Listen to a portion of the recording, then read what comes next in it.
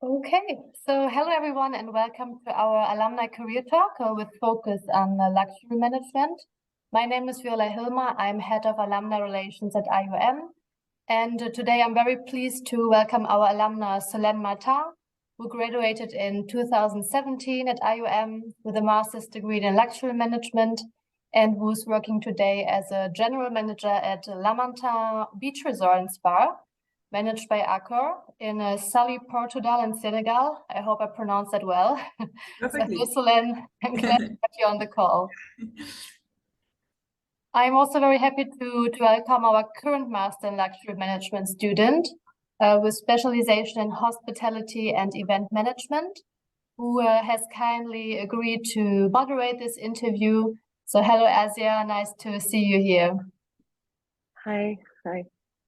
I will switch off my camera and microphone in a few moments, but you will have the possibility to use the chat and Q&A button to ask questions during the interview.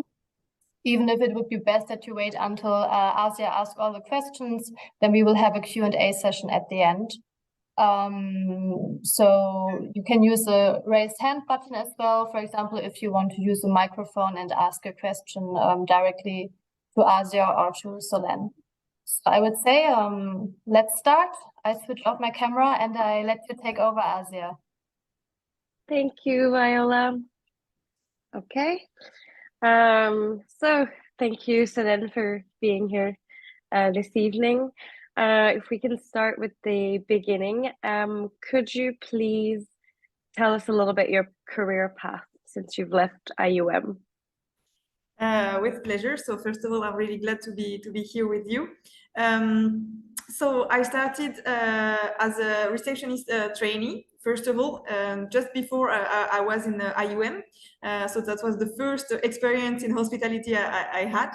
And so for the training period I had to do in IUM, I moved to Sofitel for brand Sofitel in Bora Bora, French Polynesia, also known as Tahiti.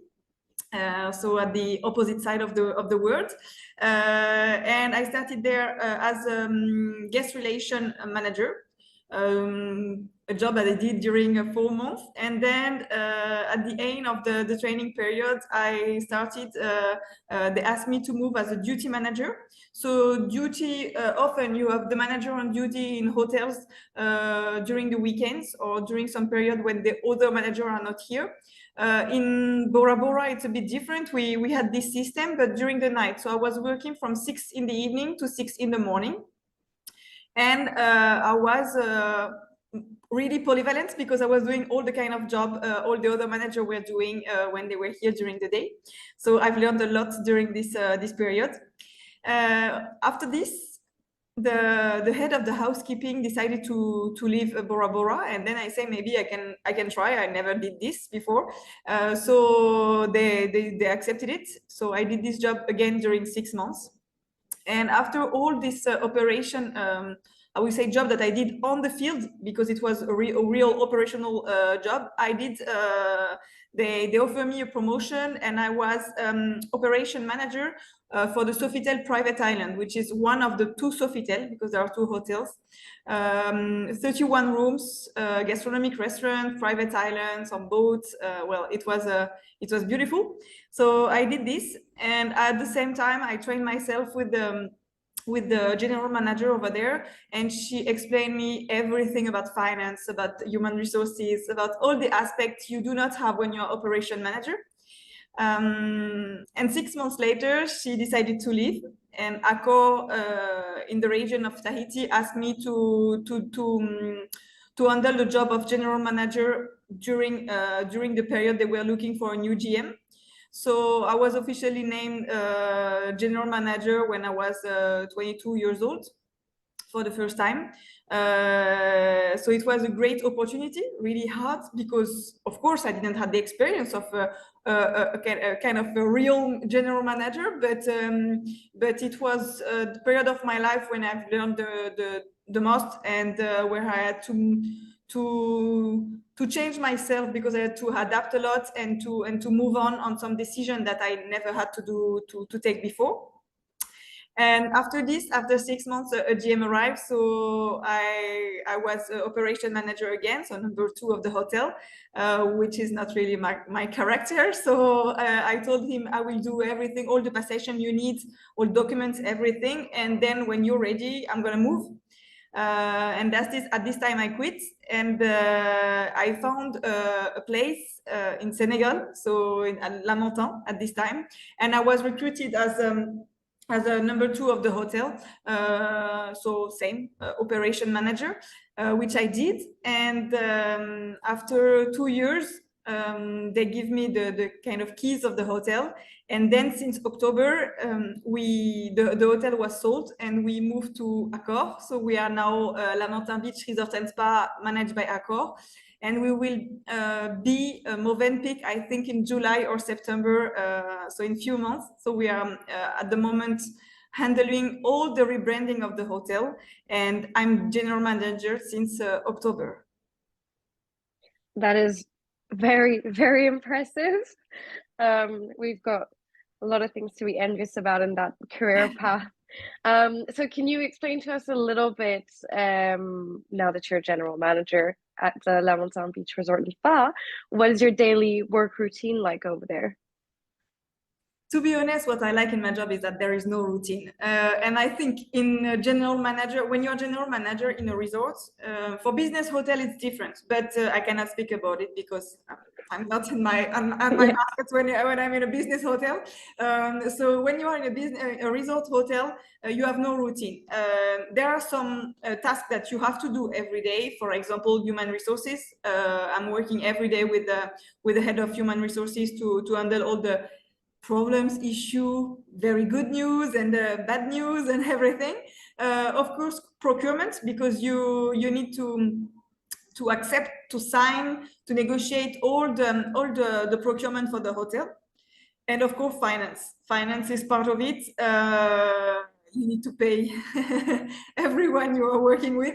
That's the bad part of it, but it's part of the game. So this is the routine, but without any, because every day I'm doing the tour of the hotel. I'm chatting with clients, with the staff, and it's like this that I make some changes. For example, when you have you have a conversation with a guest and he's telling you, oh, maybe I got an idea, or I've tried this, maybe you can try that.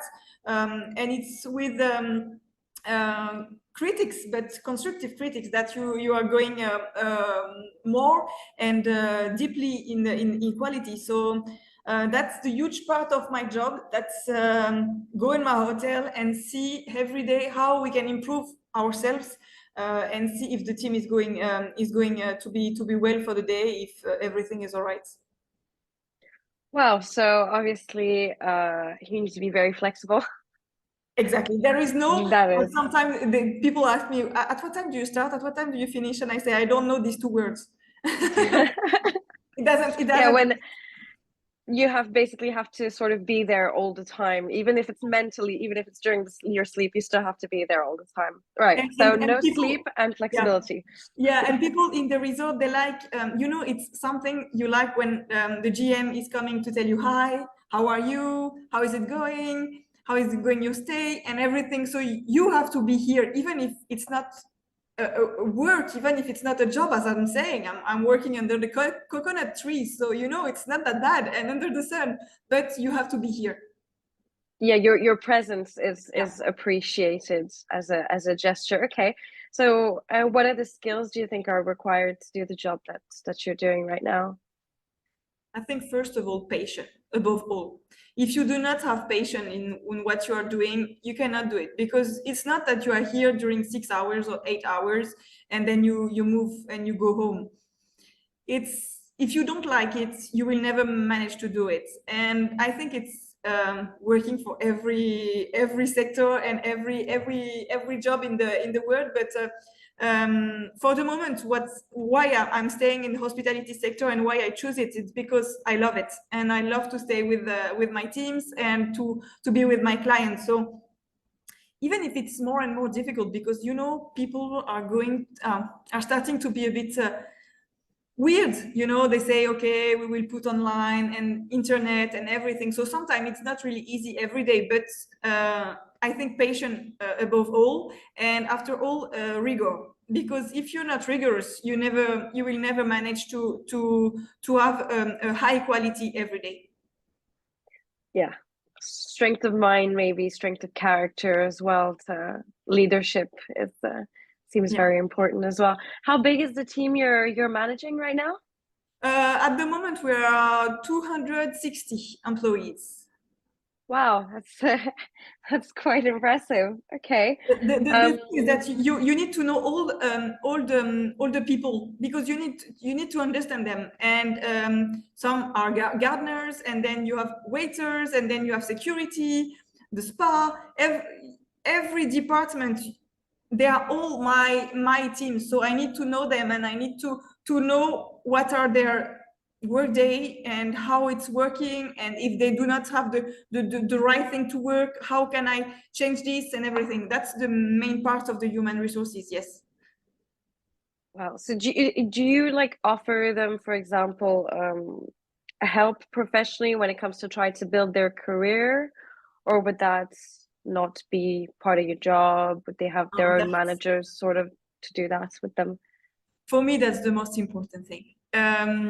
If I'm at this place at the moment we are speaking, it's because some people on my path have helped me, and they took the time to tell me, Solène, you need to do things this way. This is how it's working. And it was time. Now I realize that it was precious time when you are a GM, you have so many things to do that you say, oh my God, 30 minutes. But this is the future. This is how you train people. This is how you make people grow. And when I'm promoting someone to another place, or in the hotel, but to another department or position, I'm so proud that this is the best thing you can have in the hospitality sector. Yeah, seems very important. So what's the biggest challenge you faced, for example, to get to your position? And what's the biggest challenge you're facing right now, for example, as a team leader? The biggest challenge I have faced is that I'm a young lady, and I'm yeah, I had to say it because, well, this is reality. For the moment, I'm still young. I'm considering myself still young, but but the thing is that in the hospitality sector, I'm working with older men than me, and sometimes, you know, they will not consider your point of view at the same way they will consider a point of view of someone maybe older than you or from another sex. And that's, for me, the thing I'm working on, because, and I have nothing against men, for sure, but I know that ladies can be general manager, and we can do it. Of course we can do it, but the percentages of ladies at the position of general manager for the moment are really minimum, and we need to go, because sometimes we say it's not a job for ladies. I do not agree with this. There is no job for ladies or for men. There are some jobs, and then you have to handle the position. You can have children, you can have life, but you can handle it. And that's the main issue I'm facing, and I have faced. I'm still on it, and that's a pity, because on the year we are, it's a pity to speak about this and to speak about women position, but this is a real deal. And this is sometimes, for example, I'm having a meeting. Often I'm the only woman, and this is okay. This is okay, but we need to work on it, and we need to say it is possible, even if people say no, it's men position. So visions clash basically, but you do feel like you're making a difference in some ways, right? I do. If I do not believe in it, I won't be here. And when I was 23, when I left Bora Bora, many establishments refused my candidature because I was too young and with no experience. And I said, no problem. I'm gonna prove you that I have experience and I can do it. So when I was promoted general manager at 27 years old, and I say, you know, I can do it. But I'm not doing it to prove anything. I'm doing it, and today I'm speaking to say it's possible. You can do it. If you believe in yourself, if you know that it's the job you want to do, you can do it. You can be young, you can be a woman, you can have children, you can be a man, you can be whatever, you will manage to do it. You just have to keep it in your head somewhere. And even if someday it's hard, you just focus on your objective. You will manage to do it on your own way.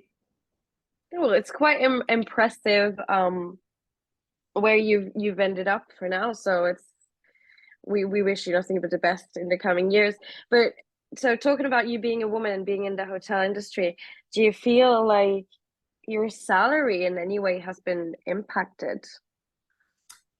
I do not think so, but I'm negotiating more than someone else because you always have to prove. And to be transparent, when I started hospitality after university, so I didn't do a training period, I did a contract, but it was the same. I had to do the same papers. And at this moment, I was earning 1,800 euros, okay, which is not that much, but you always have to think that in hospitality, when you're working in a hotel, you have house, you have a car, you have you're feeding yourself at the restaurant of the hotel, so no huge expenses. But it wasn't that much, and I say that's not a problem. I'm gonna accept it, and I'm gonna negotiate every time I can my salary, without any shame, because sometimes we are a bit ashamed to negotiate salary, and they say no, maybe we ask too much, and that's a huge debate. And sometimes some of my employees are telling me, Madam, do you think it's the right time to ask for some changes and to have a promotion, to have a better salary? And I told them, it's always time, because if you never try, you will never have. Maybe you will try and you will fail, that's for sure. And I failed so many times, but I'm still here. And at this moment, my salary has been multiplied by 4.5, maybe 5, since I started.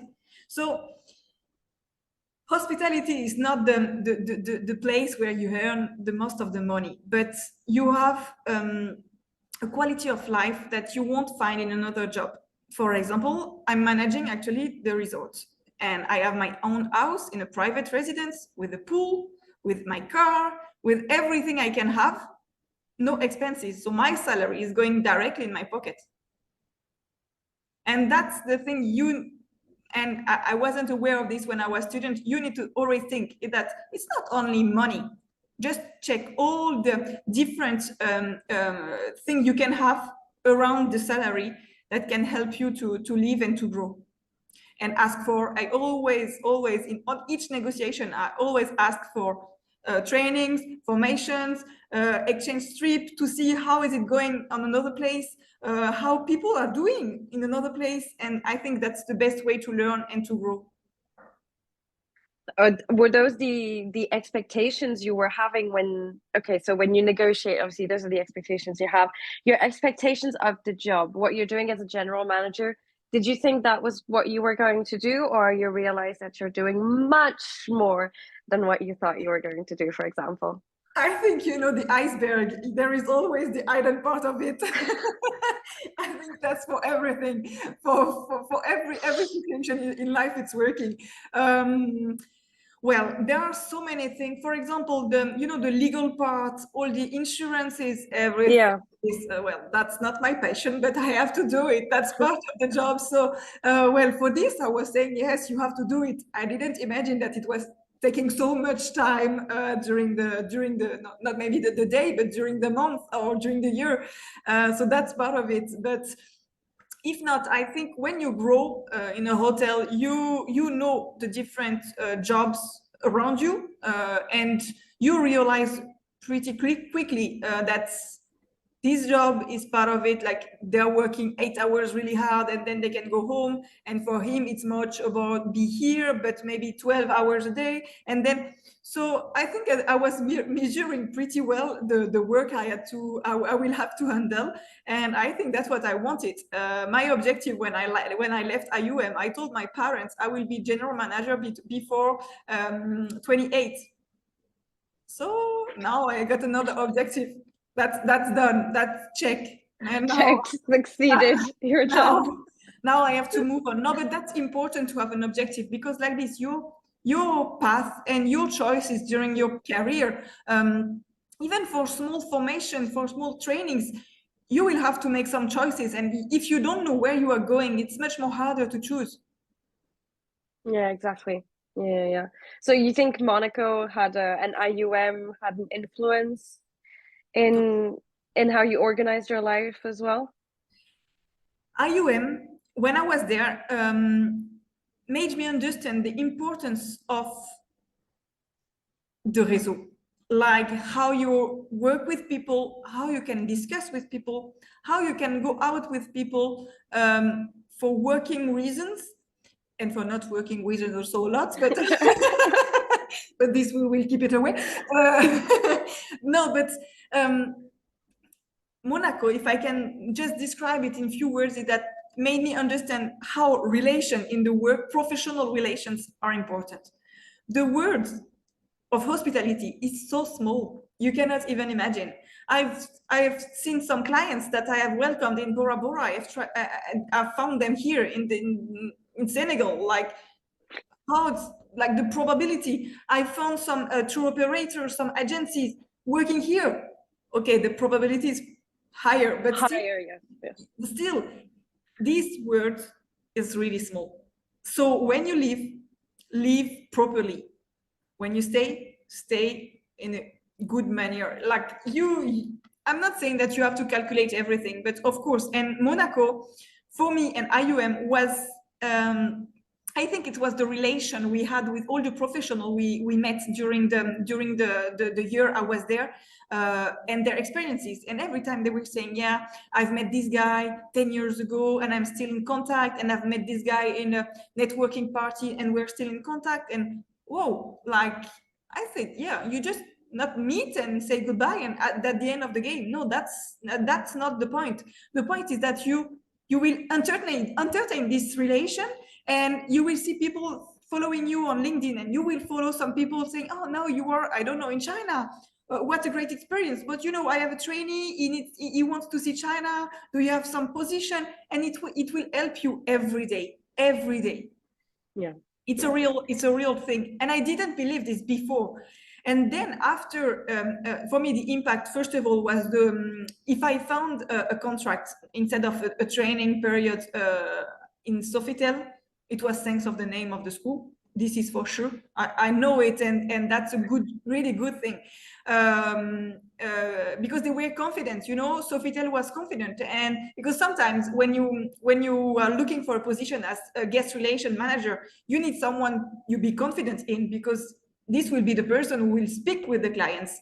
So they were confident before it. And after all, the human resources manager over there told me, Solène, you know, now I'm sure if someone else is knocking at the door from IUM, for sure I will pick this person.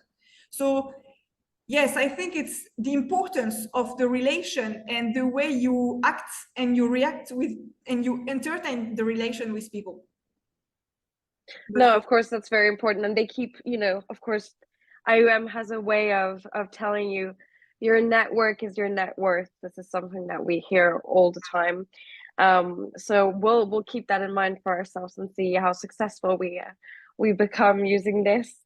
No, so obviously the importance of networking, you've mentioned that.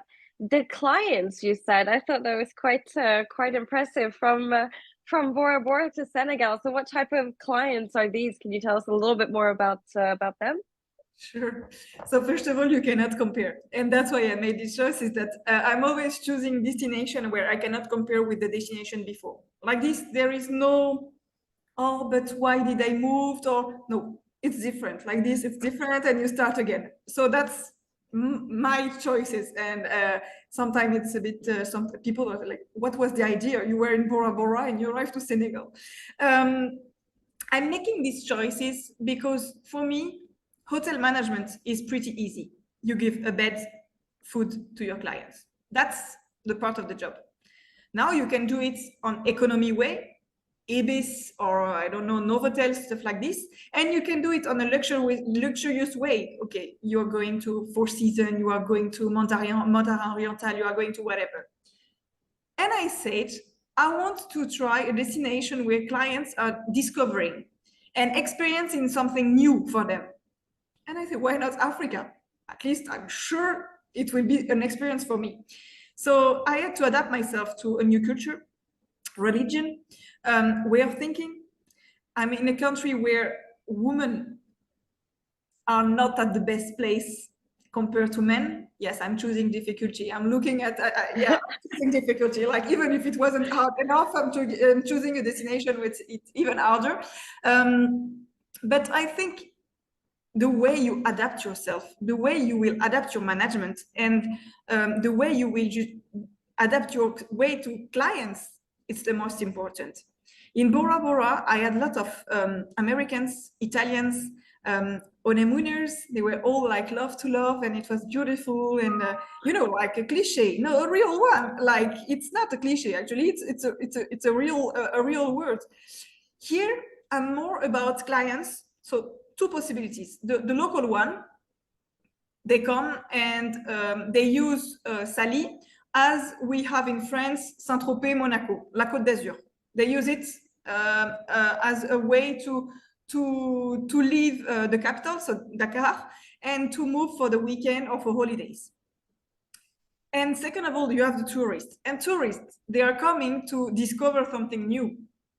And they discover something new. Of course, the climate, the religion, culture, the nature, animals, everything. So what I like here is the mix I have. I have tourists, local, international, but I also have my segments coming from seminars, but also come as local groups for circuits, for charity. Sometime of some huge brand, for example, in Europe, are coming to do some trips in Senegal, staying at the hotel and doing some charity events or works for association here. So the mix is so huge that, as I was saying before, you have no routine. You never know. When you say hi to someone, you never know if he's tourist, if he's working for a huge company, if he's working here as a, I don't know, as a for the local companies. So that's what I like, is that we have a mix, and we were having a meeting just before about the mixed segmentation we have in the hotel, and there is no majority. So we have a perfect shared and the perfect mix of clientele, which is hard to manage. For example, when you open a restaurant, we have a buffet restaurant, it should, like, every client should like it.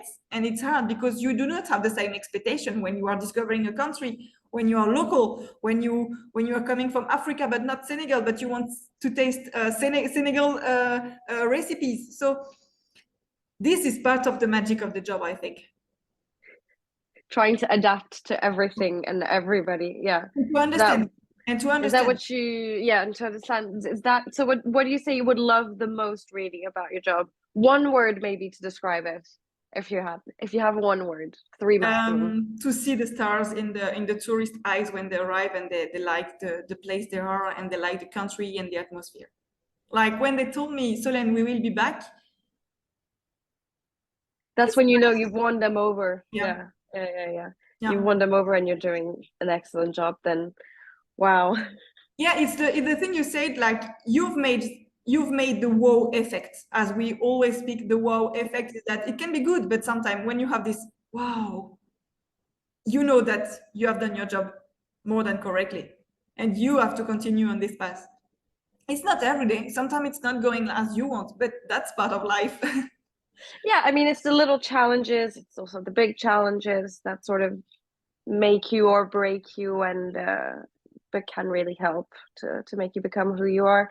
Mm-hmm. Okay, so as our last question, what advice would you give to us students who are still waiting to graduate tonight? What advice would you give us?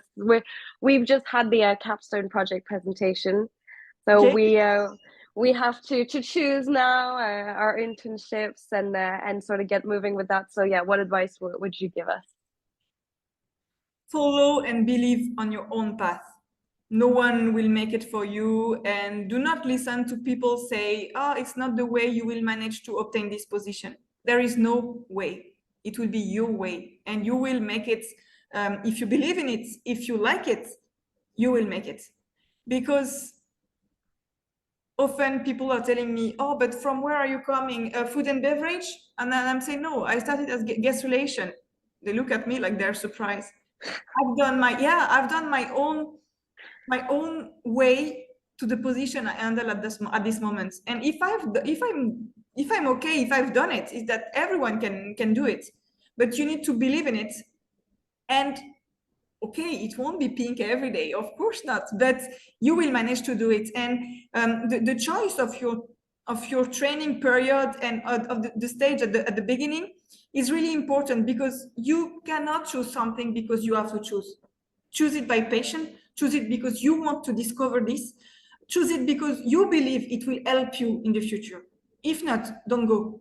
Wait to find the moment where you will find the real one, and you will say, when you receive the email, you say, I want to go there, and I want to handle this position, and I want to be this trainee, because this is the beginning of your career, and it should start on the best manner. So I think that should be my advice. Believe in yourself, and there is no perfect way to obtain what you want. Just stay focused on your objective. Thank you so much for the advice. Much appreciated for us all trying, sort of fearing the next position coming. But yeah, so we're just gonna open the Q&A in case people have some questions. If you have any questions, don't hesitate to just turn your mics on and ask Solène.